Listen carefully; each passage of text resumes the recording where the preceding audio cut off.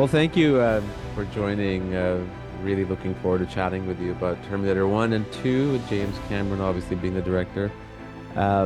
Just to kind of start off, and I kind of know we talked about this when we spoke way back a few months ago.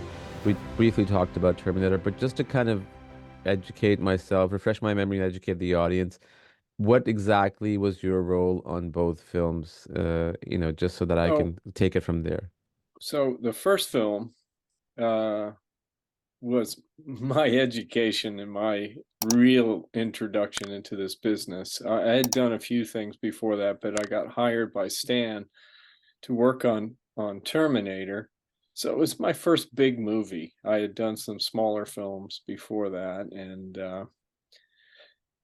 I met a lot of people at Makeup Effects Lab, which Stan hired for Terminator, and they recommended me. And so, anyway, I ended up, starting out and really proving myself on a lot of different levels as an artist, as a on-set person, puppeteering, all these things. I had all these opportunities on the first Terminator. By T2, I had already been with Stan for a number of years. We had Right. also done Aliens with James Cameron. And then so when T2 came around, I was in more of a supervisor role, but also on set puppeteering and leading the team there. Great. That's awesome. So tell me about the puppeteer work that you, I mean, the first one, the Terminator one, the original, the Terminator. It's if you look back at it, like it's almost now 40 years. I think it came out in 1984, if my memory Yeah, I serves me think it right. came out in 84. We were working on it in 83. Yeah. So back then, right? And the story is so tight. Like it's not like, with multiple storylines and characters going on. You really have three characters in the film, right? True. Linda Hamilton, Arnold Schwarzenegger, and Michael was Bean. it Michael Biehn? Michael Biehn. Yeah. Uh, and uh and it was such a grounded film, but at the same time, from a wizardry standpoint, from the visual effects standpoint, to this day, it looks quite authentic, right? Uh, your your work on the first day on the Terminator, what was it like just being as, in the presence of people like James Cameron and Stan Winston, who were also at the time in the early part of their careers to some degree, and then at the same time, what was your first particular job on that day, the first day? What was your task to do? So let me just give you a little background. I Please. got hired to work on it, and then the film got put on hold. And Hmm. Stan kept us on because I guess he saw some value in us. And it was myself, Tom Woodruff, Shane Mahan, and Richard Landon. And he kept us busy. We were doing reshoots for a television show he had done, Manimal, and a couple other small projects. And then the Terminator came back. So we were in place to start work on that, and there was other people that got hired. But what I have to recall is meeting, James Cameron for the first time. Obviously, I'd been working for Stan for a few months, and impressed with Stan. I mean, it was such an opportunity. Honestly, this first film between Stan and Jim, helped launch a career for me because I stayed with Stan for 25 years after that and worked on many things with James Cameron. But the first Terminator was my film school, really, in a lot of ways. I had gone, majored in art, and I love sculpting and painting, and that's what got me hired. But I had a lot of new skills I had to learn on that show, which was how to be part of that team, because it's really important, being a crew. And back in those days, the crew was so small that you did everything from run foam to silicone to make molds to sculpt to paint. You went on set, which was an unbelievable opportunity for me. It wasn't as compartmentalized as it is now. So you got to learn what was great about each job, what the pitfalls were, what you had to avoid, what you had to, and for me, it just was an amazing opportunity. It was the first script I had ever read, Mhm. and boy, did that spoil me. uh, but it it was, really getting immersed into the film world, coming from being an artist, but being now an artist in, making a film. I remember Jim Cameron coming over, and he and Stan went off to an auto parts junkyard, came back with transmission housings and differentials and all sorts of different various parts. And that was to be some of the feel and the look that was going to be incorporated into the endoskeleton. And I remember Jim showing up with all these paintings and sketches that he had done. He did a lot of things on like a dark blue paper, and he would work with colored pencils that it seemed like, or chalks or whatever on top of that, and he, create this look of what the film was going to be. So we had a good idea where it was going, and he mapped out everything. And but he came back. They came back from the auto parts, not auto parts, but the junkyard with all these parts. And then Jim and Stan started, sketching out what the Terminator was going to look like, and he did that full size. And so we ended up having, something that we could refer to, front and back views and side views and drawings. That's how it was done back then. Now it's all 3D, 3D sculpting and whatnot. But the concept, came about from Stan and Jim really had this in his head from day one, what he was looking for. It was just coming up with the details and how it was going to look. Right. And for me, what's so great, I remember watching Terminator. So when I watched the Terminator the first time, I was back home in my original country. I was like in Pakistan. I was probably 10, 11 years old. And over there, when movies would come on VHS, they would be, just like in the 90s.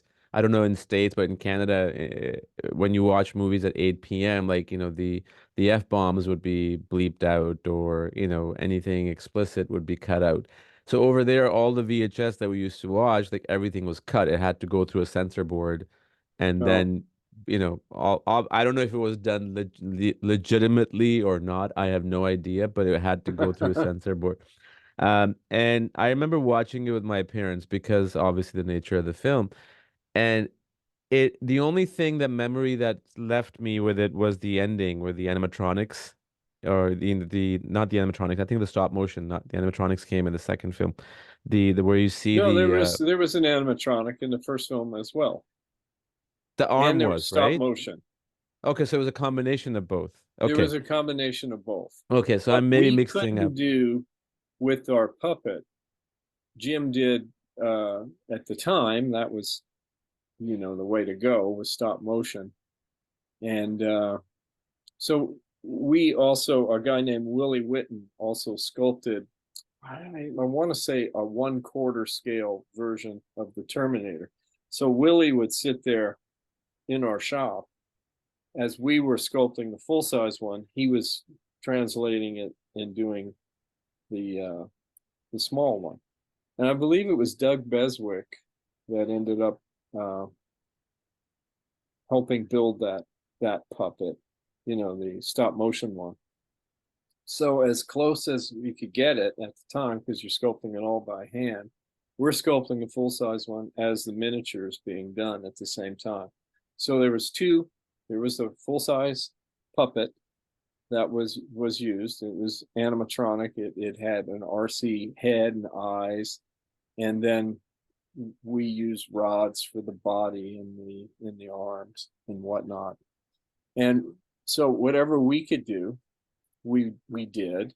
And then what Jim needed to fill in, when it smacks Reese and it comes up the stairs, and you're seeing full body shots of it moving at pretty, good speed.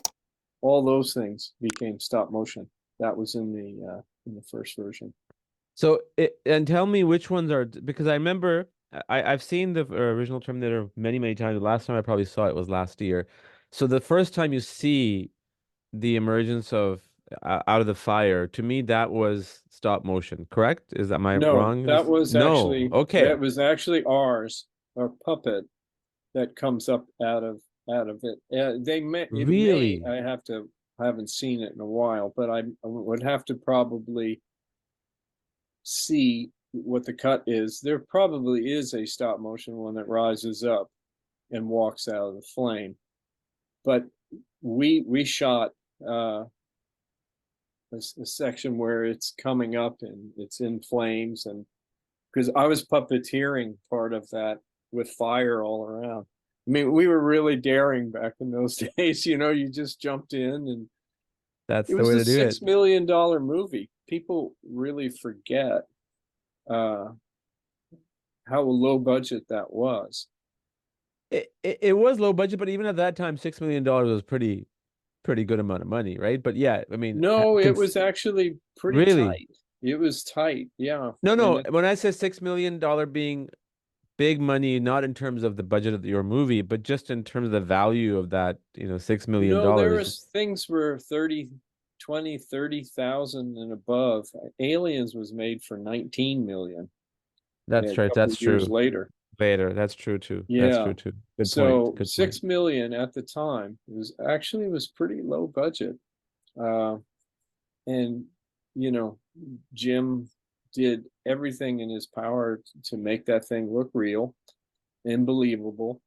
And I remember at the very end of the shoot, we went to Roger Corman's, where I think he got his start. And, we used some of the sound stages there, and we built, not we, but the art Yeah, yeah. department built little small sections of sets. And, by that time, Jim had pretty much cut the film together and was figuring out what he needed, what pieces he needed. And so that's what we were doing there. But, to his roots, that's where we ended up finishing the movie. And we shot in real locations as much as possible, and some Guerrilla style. soundstage stuff as well.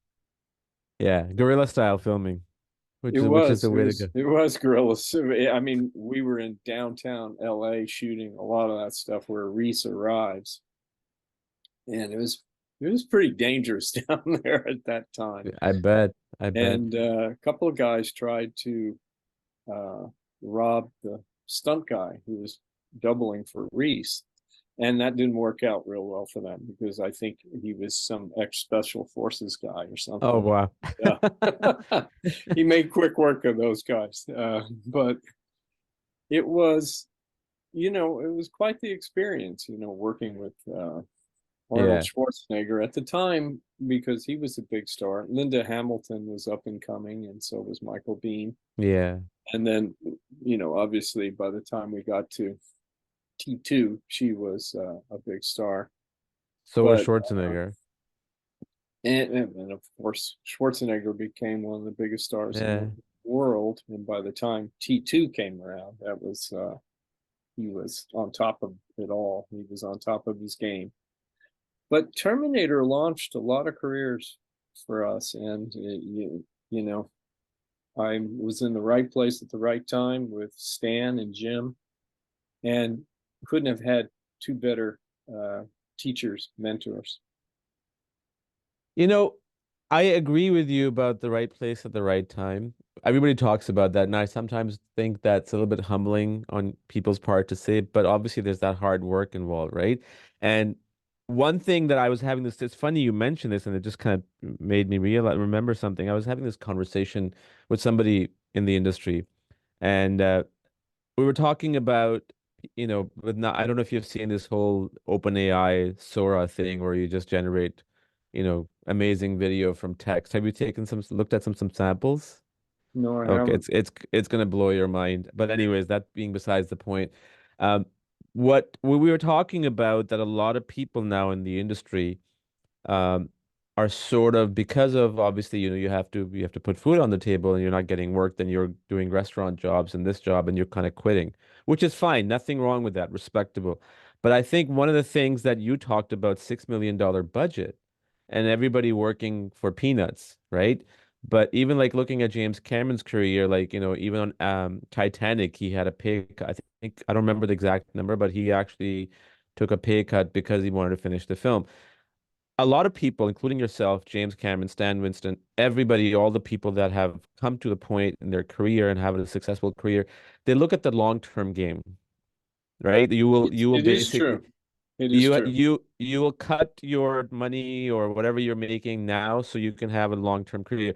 But I find people now are always looking at short-term, like, which I understand too, because you have to put food on the table, things are expensive. But that's where things kind of go haywire, that if you're looking at like, you want to get paid $100,000, let's say, for directing a documentary or $1 million, you're not going to do it because you have to get that paid and you're going to give up on that, as opposed to doing a pay cut and then looking at long term. I know personally I was very determined to make it in this business. It was a passion. I loved it. I wanted nothing more. And I had a small apartment. It cost me $200 a month. I slept on the floor in there, ate macaroni and cheese, did whatever it took. But I had this long-term goal that I wanted to make a career out of this. And a lot of people will warn you about it. Oh Today, yeah. it's a whole different world. I think when I was getting into this, it was starting to blossom and bloom, and I got in the heyday of practical effects, because there was no CGI. I mean, that came later. In my first working with it was on the other Terminator movie, which was T2. And Jim was always good about embracing that, and Stan was too. Stan was of the mindset that don't fight it, join it, include it in there. And I learned a lot from being with Stan. Was the perfect mentor for me, I feel, because he ran the shop like a true business, and I'd come from working in grocery stores and whatever before that, you know, and I was used to, a more formal way of working. And a lot of the effect shops in the early 80s were pretty willy-nilly. I mean, they would have, time out where they'd all get drunk at, you Mhm. know, one, one something, in the afternoon, and they'd work all night, or, it was just different. And they'd take drug orders, and I mean, it was just a crazy kind of time. But Stan's shop wasn't like that, and there was a part of me that liked that a lot. It was more organized. You worked, I think it was 8 to 6, and then he really wanted you to go home and get rest. There was one time that Shane and he came back to the shop, and we were in there at 9 o'clock still working on things, and he said to us, go home. I need you to be fresh. I need you to get your rest, so that when you come in and you work, you're not tired or whatever. And, I appreciated that. I learned a lot from Stan, and it was in alignment with my own work ethic and beliefs. And, but he, he always wanted the art to be first and important, but he also stressed to us what our role was. in the overall film. As good as our effects are, without a great story and great direction or performances Hmm. and editing, great editor, we're nothing. And so we're one piece of the puzzle. And I think that bigger perspective helped me. I feel like it made me a uh, better person. And watching someone like James Cameron working, uh, he was so involved in every shot, every aspect of it. And T2, the enormity of that film, it really became apparent. There was a lot of pressure on everybody on that film. That was a little different than the running gun with the new guys on the first Terminator. On T2, I mean, I think the budget got up to, I don't know, it was a lot of money, $100 million or Yeah, something, I think so. which I was remember. Yeah. enormous. Was the top of the heap at that time. And uh, I remember doing over 200 different gags. When I'm saying gags, meaning they were either full on puppets or they were little vignettes or little pieces or something blowing up, like the scene where Arnold says "Hasta la vista, baby," and he blows the Robert Patrick Yeah. T1000 into bits. People always assume that's CG. Well, that was practical. And there was a lot of things in that movie that were practical, which you probably would do CG now. But at the time, it placed a lot of pressure on us, and there's a lot of pressure on everybody. No, I'm not whining or anything here. No, no, no. Of course, I know, I It's know. just the truth was, and we also started filming a couple of weeks early. So I, helping lead that team, we always felt a little bit behind in getting things done. And it was hard. It was a hard shoot, long hours, tough locations. We spent a lot of time in Fontana, California, in a steel mill, which they ended Mhm. up selling off to the Chinese later. But we were in this abandoned steel mill. Uh, but I also remember hearing, through my career, that if they're easy, they won't be good. And this one Yeah. was not easy. And Terminator 1 wasn't easy, but it was just a different. I mean, Um, we were on top of it all at that point on T2, coming in after doing Aliens and all these movies. And we were established on that point in time. So you fortunately, being young and energetic and full of optimism and it didn't daunt me. But I look back, and T2 was probably one of the toughest movies I ever did, period. And I remember someone saying to me, I don't remember who it was, you're going to work with Spielberg, he's really hard. And I was thinking, well, I've my film education has been with James Cameron. I can't imagine it's going to be any more demanding. Or the way we were brought up working for Stan was that you just always brought your A game. You always gave yeah. 110%. And we were our own toughest critics on all these things. We could do that better. And it's it's a double-edged sword. I mean, it obviously makes you strive to become better, and you grow as an artist, and you don't become complacent that way. But there's times when I think you have to have gratitude and just be thankful, and Right. not be quite so hard. But if you do your best and you do everything you can, And there's lots of different circumstances that happen. Uh, but your job is to overcome these things that could be considered, I don't know, pitfalls, or and it's you're always thinking on your feet, and you're always on, and you're always trying to come up with the best way to do it, and get beyond whatever, dilemma or problem is presenting itself, because that's ultimately what you're getting paid to do, is solve that problem and to come up with the best shot possible. And Yeah. something that I embraced is, and whatever that solution is, if it's CG or if it's practical, whatever the solution is, whatever's best for the film, that's what you need to do. Yeah. I think going back to what you're saying about Terminator 2 being bigger than Terminator first one, obviously they were, $94 million budget difference.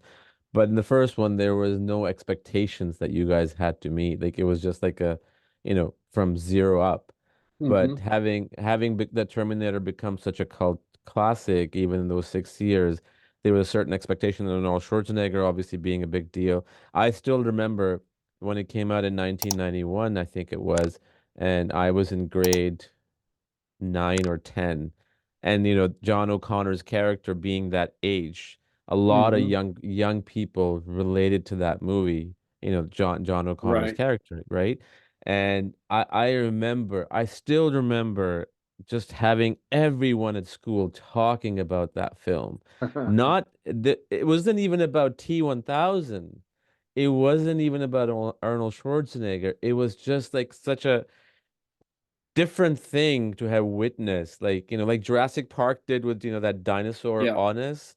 Like, I think Terminator did that in a very unique way. Terminator 2 did that in a very unique way, where it was just about this boy and his mom and he's trying to be friends with this, robot, or, what Terminator, what Cyborg. Yeah. cyborg, yeah.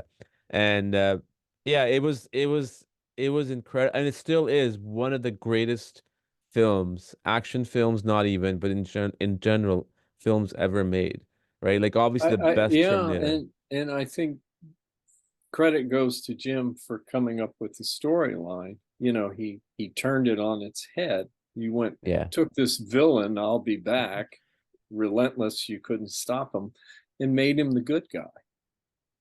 That's a And big difficult no thing to one, do. yeah, it was really the opposite of what, most sequels or anyone else would have thought of.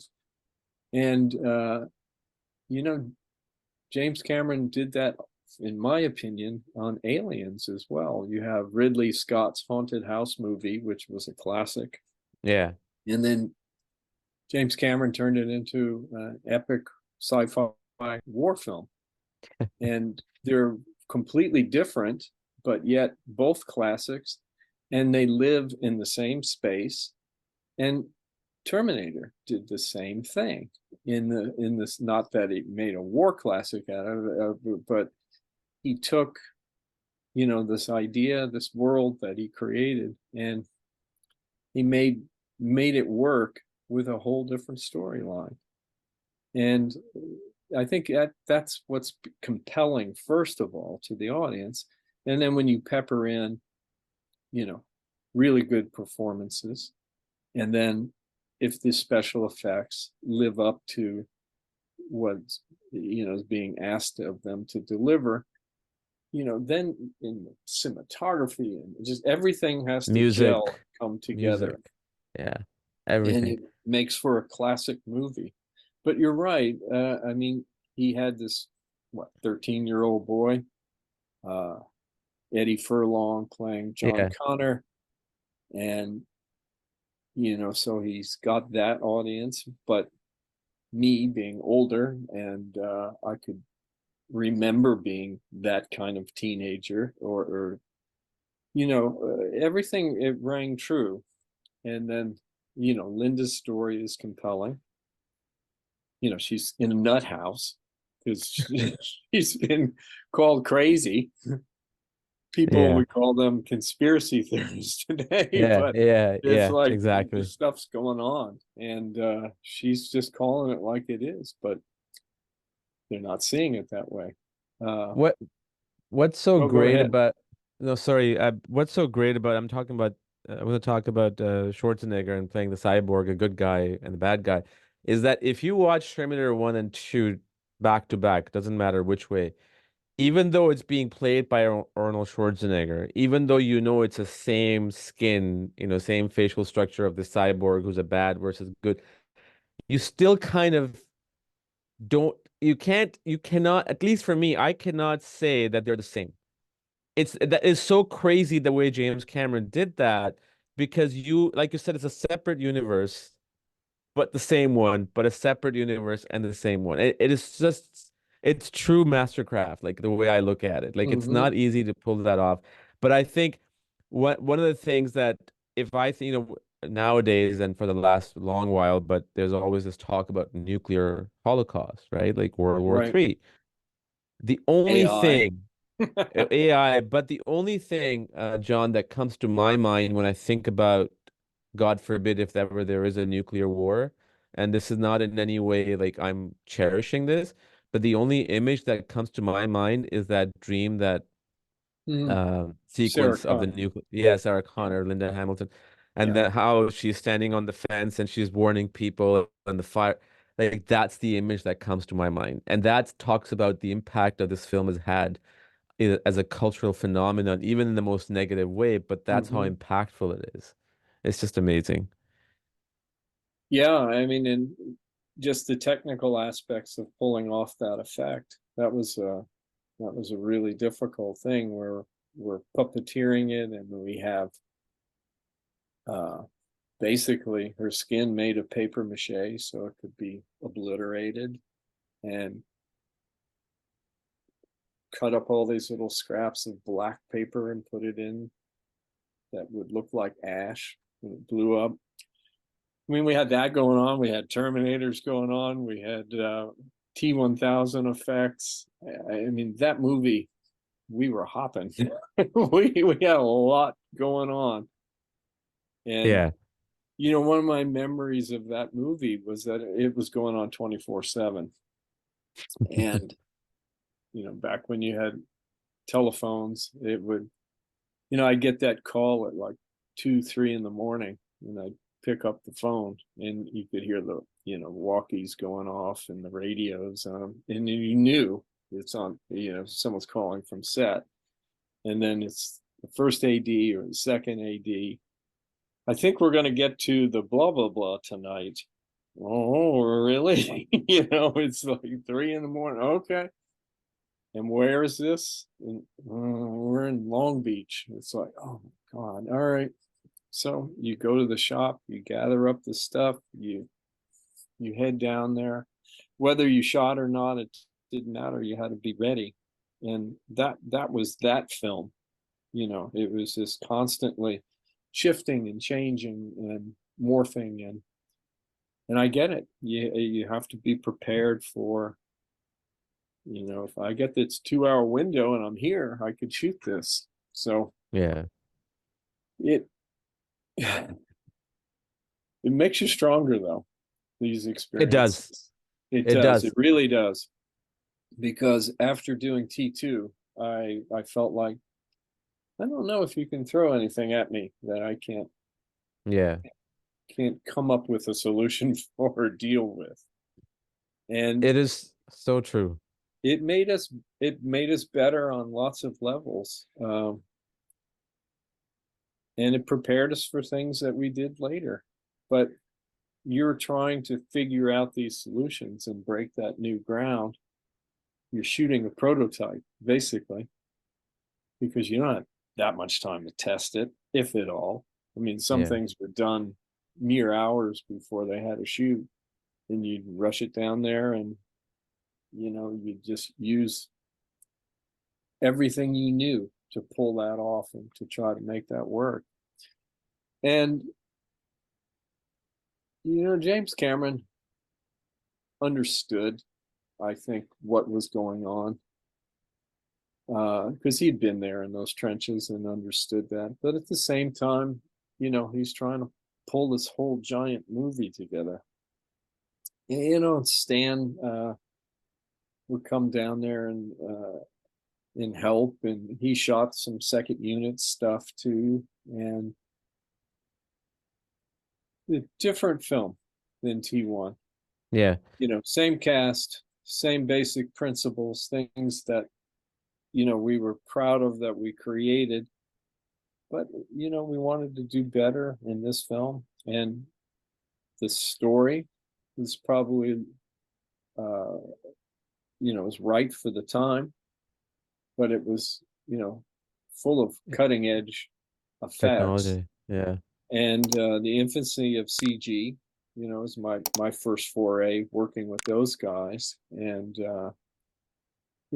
Jim tailored the shots for CG with ILM that would work best for them, and the Chrome Man and morphing and changing and pouring into things that he had sort of pioneered with the water tentacle, but seeing the growth of all of these things, this the T1000 going through the bars, and he really understood the technology and what could be achieved at the time, and he wrote it that way.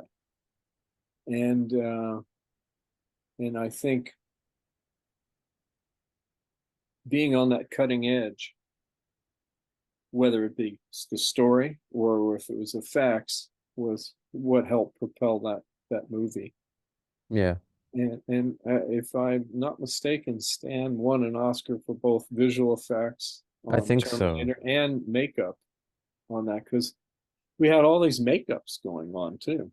We had all this prosthetic makeup work, and we had all these stages of not only Arnold, progressing or decomposing, coming apart, and revealing more and more of the endoskeleton throughout the movie, but we also had everything happening to the T1000. So you had all this continuity, and you had to figure out what you were doing there.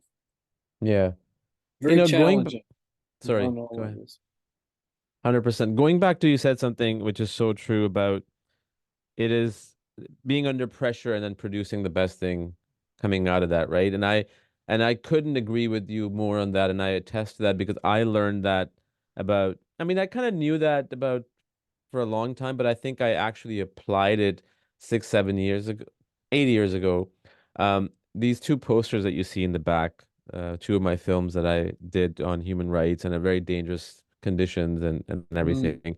And they taught me, aside from making a good film and learning a lot on, is that you have to push yourself to a very uncomfortable spot to be able to get one step forward, not to your goal, but one step forward.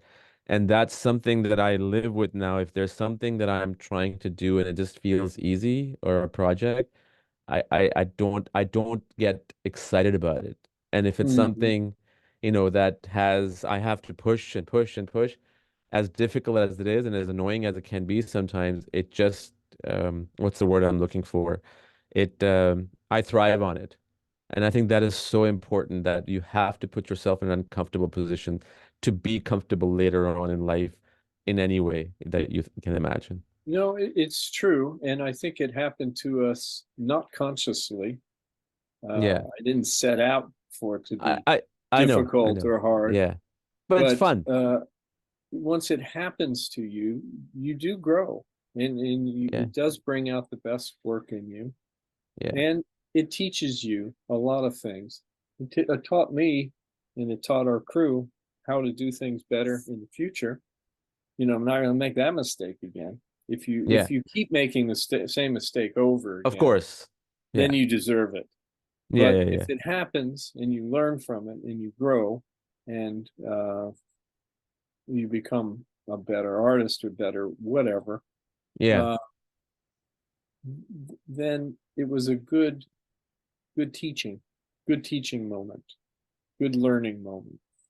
And I think it also helps you when you put yourself against in the corner in whatever that you do in life, or personal relationships or business or films or whatever, you discover something about yourself that you were capable of that you thought you weren't. And I think that's the key.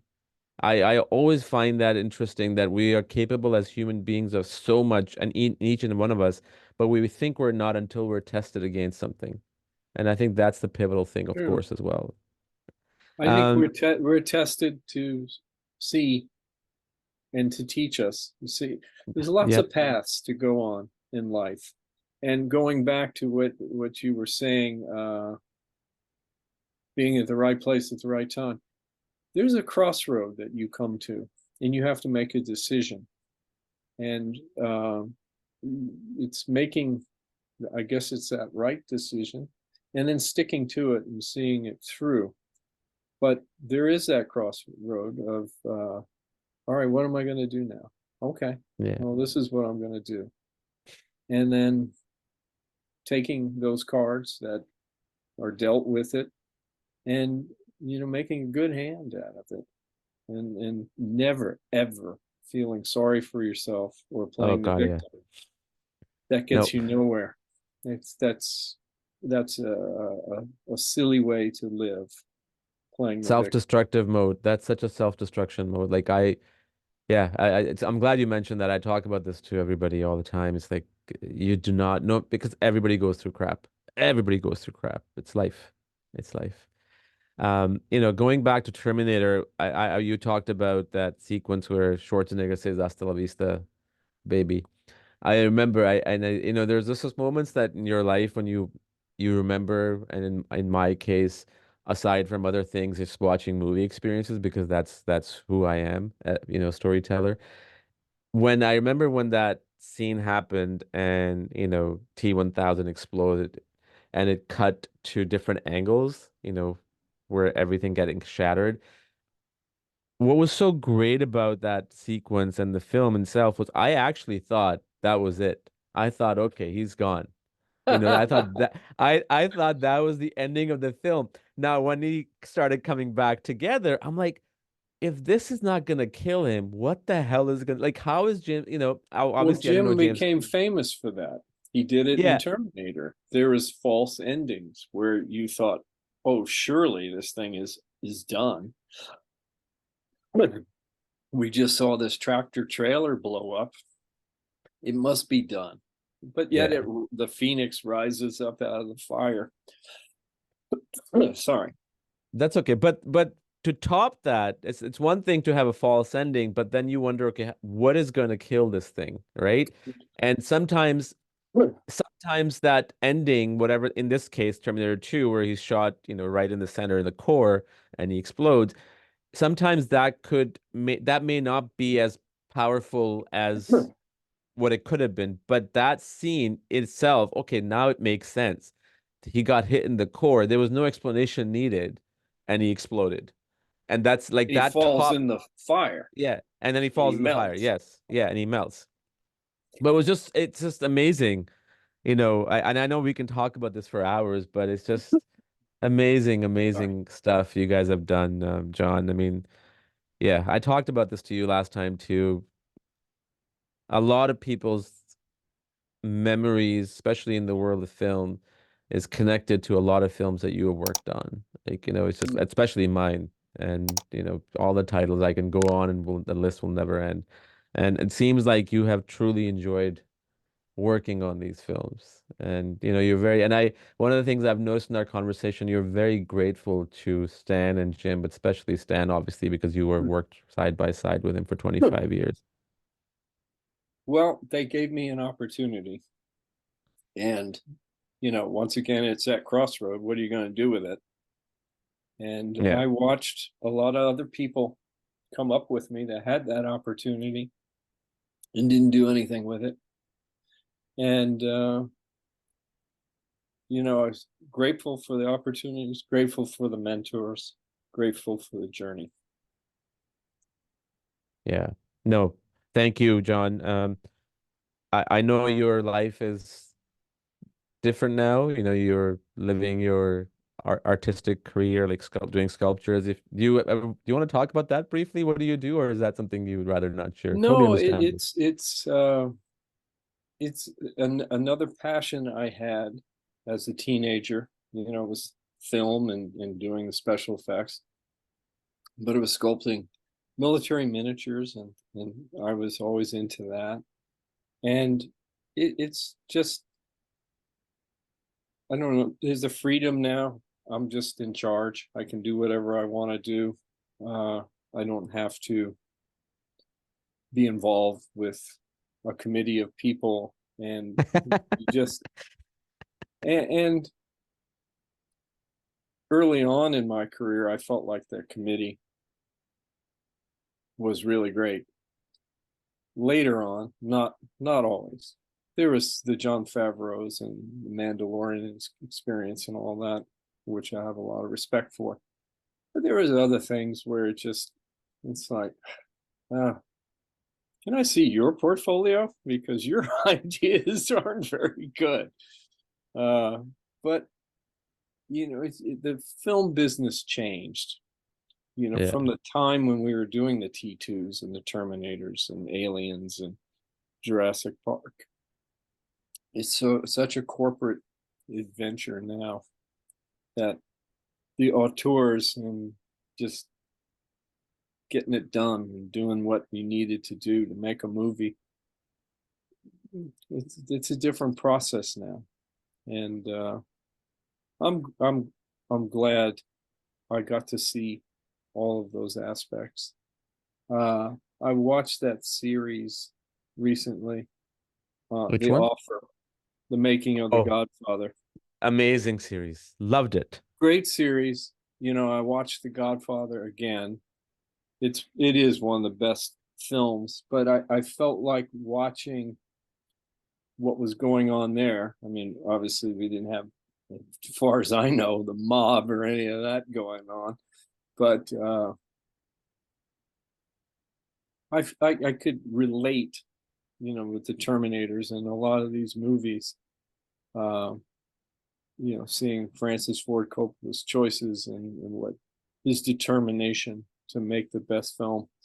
I could draw a lot of comparisons to, what I was living. And it felt like there was that. I'm glad I got a taste of that, where you had these great filmmakers being able to just have their way with making a great film. And it was supported. And producers seemed to have the mindset to spend every penny they had on the film, not on their back end or not on whatever. Yeah. And Yeah. it's in long term. And I think there was a line in that movie. I don't know if it was Robert Evans or who was, but if it's not any good, no one's going to come see it, and it's not going to make any money. And at the end of the day, what makes a good movie, you'll reap that later. It's making that decision to do what's best for the film. And I always try to live that, film, television show, whatever it may be. But I think it does get lost, or it has, some of that has gotten lost. That Yeah. passion maybe not, or is misdirected. It's about money and ancillary things that go with it, rather than making a film that you'll live on. Anyway, And that's my and soapbox. no, John, you it goes back to what we were talking about, the long-term game, right? Like I truly Yeah. believe that, in this is the way I think. I would not want to have an amazing career right off the bat. Right? Like sometimes you get like a really good break, like when you are not even ready for it, and then things don't fall up, go All click right. in down the right down the road. I truly believe everything is long term in life, whether it's career or your personal relationships. And the more you struggle now, the more benefits that you're going to reap later on. And, for the film industry, just like any other industry nowadays. I mean, you can name every, from journalism to pharmaceutical to film.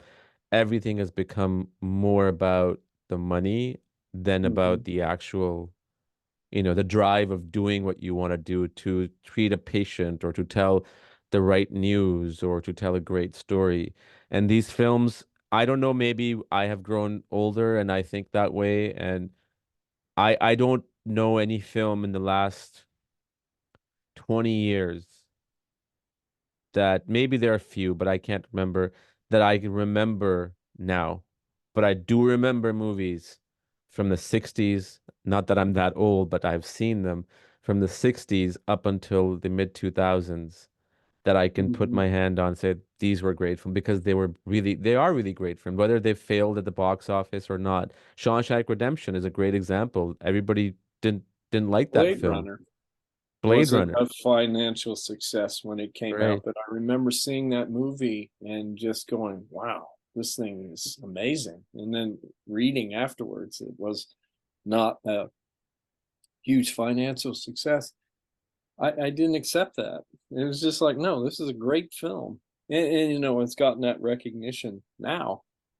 But I don't know, we're all souls. We're not, and we put our a little piece of that soul into these movies. At least that's what I did, and that's what I saw going on around me when I was coming up in this business. And it I was always of the mindset, this is amazing. I'm getting paid to do what I want to do. Yes, yes.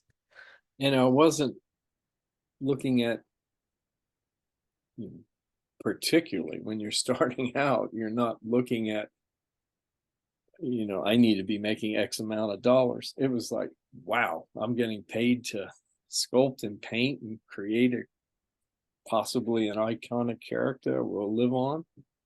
Those that's the opportunity.